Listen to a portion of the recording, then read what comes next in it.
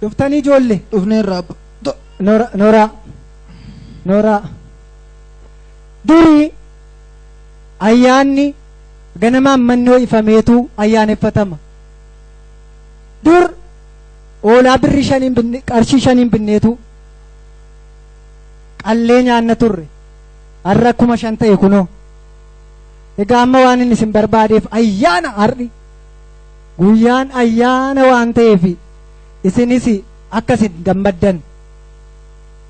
Hiriyoota durbaa keessan isa suuqa keessan sana fiddanii walumaa wajjinii nyaannee dhunnee taphannee akka gammannufan ati hidhattee hiriyaa kee fidda ilma koo.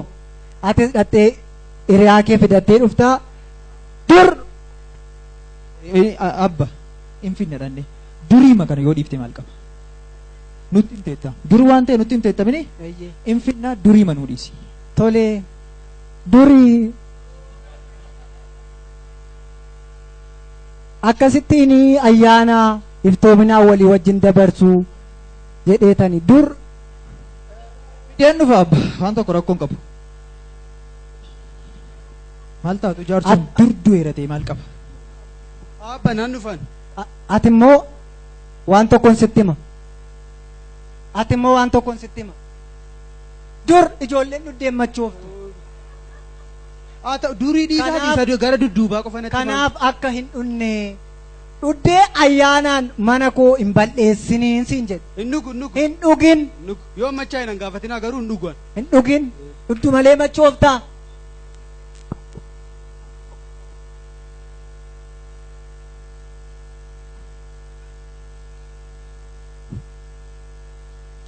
Dur.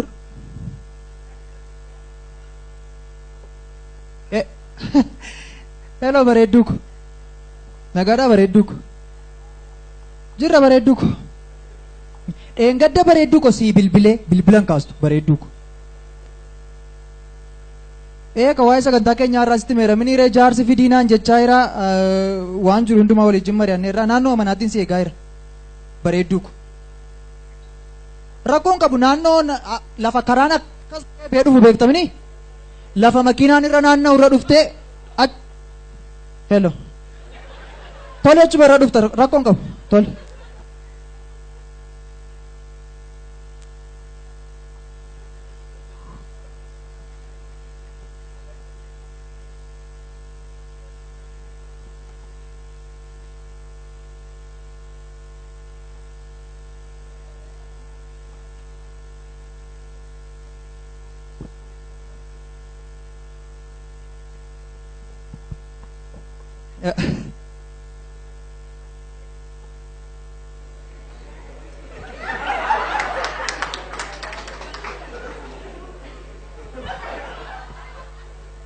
Nagaadha miti baay'ee daftee dhufte daqiiqaa 50 duubaan argamte. Manni keessan as ta'uu isaan barreen ture. Manni keenyaas waan si dhibu akkuma kanaan dura sitti himee waa'ee wantoota na rakkisan tokko sitti himeera. Biyya keessa xinnoo yeroo dheeraa waan hin turreef na rakkisa biyyi keessi. Amma uffannaa makkoon argita miti ati caammaa hun Taayilaandii hidhaansa Ayirlaandii waan si dhibu. Kaalsiin koo Hoolaandii laandiidhaan waan hin gaadhee deemu tokko kun waa'ee mana keenyaa sitti himeen jira. Abbaan koo dheengadda guyyaa 3 duraadha kan inni Hoolaandiidhaa dhufe. Akaakayyuun koo akkoon koo hundumtuu Hoolaandii jiraatu. Kanaaf xinnoo of eeggannaa si barbaachisa yeroo jaarsa keenya wajjin haasoftu mana keenya dhufte. Gandi keessan as ta'uu garuu natti himnee turteetti yeroo dura bakka biraatti yaadan tureen. Akkasi gaa yeroo baay'ee biyya bakkeetti yeroo deddeebitu biyya keessaaf biyya bakkeetti yeroo deddeebitu Ameerikaaf biyyuma gidduu man jiraadhachaa jiran garaanaan tartaarka waan matee irra jiraachuu barbaadan jira gidduma sana arguudhaa fi wantoota tokko waa'ee barumsaaf asi gaggaafachuu danda'u. Digirii kan koo si gaafatu beektaa sirriitti siin jedhanii. Sirriittan beekama allatti himtee jirta. Digirii koo lamaan akkan biyya bakkeetti fudhestimeera. Digirii koo isa jalqabaa fi isa lammaffaa biyya bakkeetti fudhestimeera. Abbaa keetiin ni kan walla barsiisuu deemtu garuu. Abbaa kooti xinnoo gaaffisti baay'isa waan jedhu dur waan jedhuun gaaffisti baay'isa dhee sodaadhee. Rakkoon hin jiru. Kanuma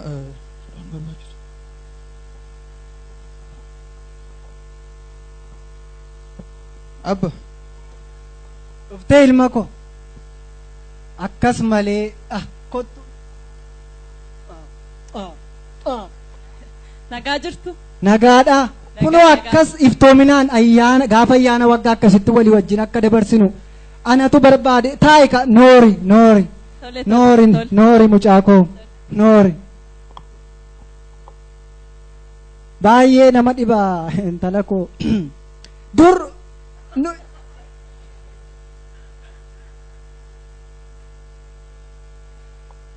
duri ayyaana waggaa akkasittiin dabarsu ijoolleen maatii dhokattee bakkee keessa jooraan ooltu.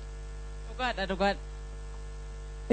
Ilmi koo kun cimaadhuma kunoo isee akka keetii argatee kunoo manatti fidee kunoo wal barsiisee na gammachiisa akkasittiin kunoo. Natti meeraannis baay'ee natti haaseera waa'ee keessanii. Maqaa keenyu naan jette. Maqaan koo iftuu. Iftu utumatti natti himin naa galaam utumatti natti himin utumatti natti himin. Meerree laata tokko immoo hin dhumne ammas akka inni dhaqee hiriyaasaa akkuma kana fidatee dhufu itti meera. Maal godha garuu kunoo mucaan koo kun mana barumsaa dhiisee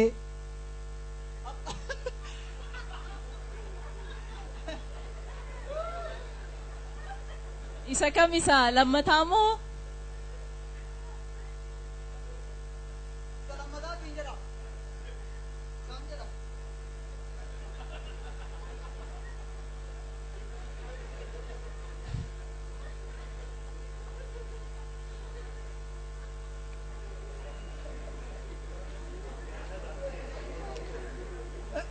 kutaa saddeetitti waggaa lama.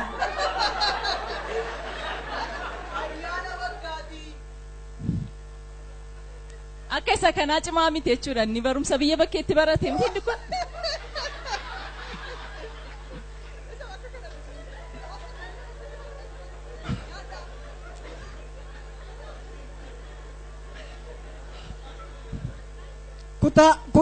Kutaa saddeetitti waggaa lama kufee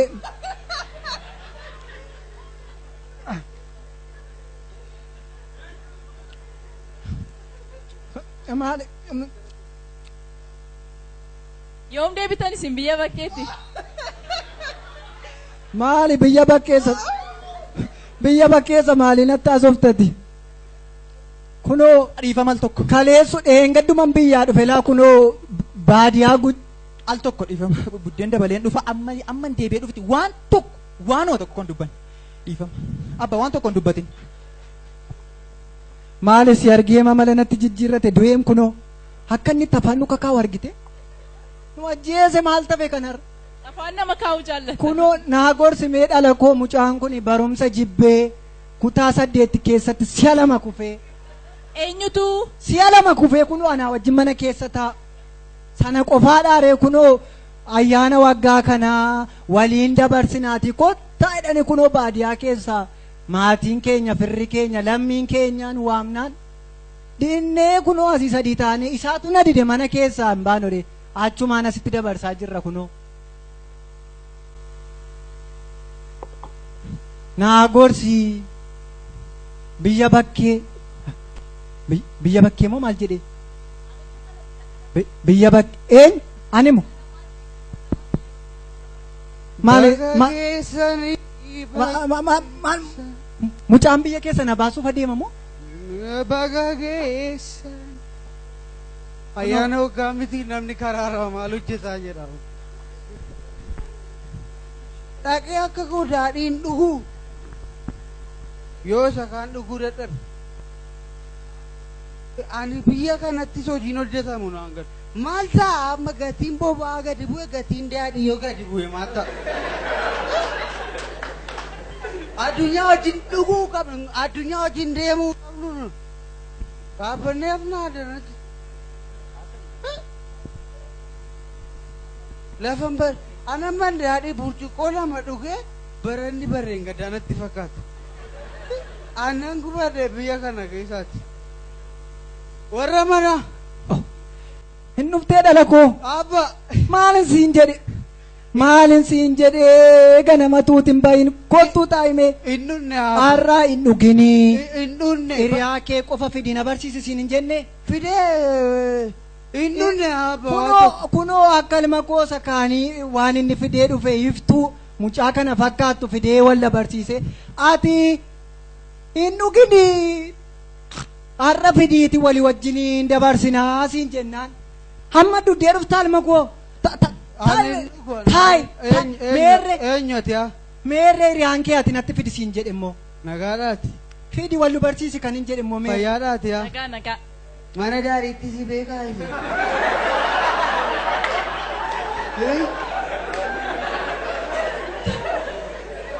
Eessatti hin beekaa abbaa kan? taayi mee taayi maal lafuma taa'uun beeku an kana na rakkiseeraam Dhiifama nan ture miti. Nan ture miti jala. Akkuma nama Ameerikaa dhaqee dhufeen ta'e miti. Nagaa. Kana booda dhagayeera hunda isaayyuu. Na haa ga'u ammas dabaltee na sobuuf deemta? Waan meeqa haasofne nama bareedduu ko. Na haa ga'u hundi isaayyuu. Yeroo muraasa gidduutti Taayilaandii dhaqee waan meeqa kan sii fidee dhufetu haasofnu. Nagaa nagaa.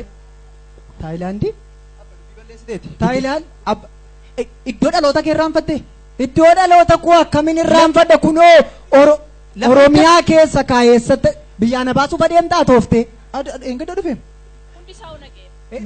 dheengaddan dhufe eeyyee baadiyyaadha Noorweey dhaloota isaa Noorweey nyaataa fedheetiin biyya nagaa. Noorweey. Galatooma. Jedhaa. Ulfaadhaa. Abba maaliin si godhe diroo? Ittiin himtu eessa? Ittiin himtu Noorweey akka dhufte. Maal ta'a maaliif dubbii balleessitaati? Maal almee kan sitti maasitti? Maal ta'a waanuma gaarii dubbattee mucaa magaarii fidee dhufe yoo mana keessattuu. mucaan anati biyya koo keessaa na baasuu fi utuun biyya keessa barri baraas yaa baasu.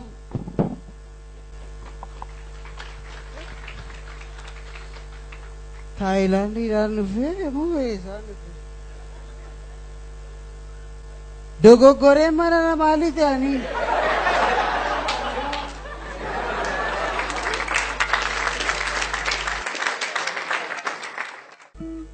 Garee diraamaa koofin guddaa galateeffannaa hamilee kennaaf.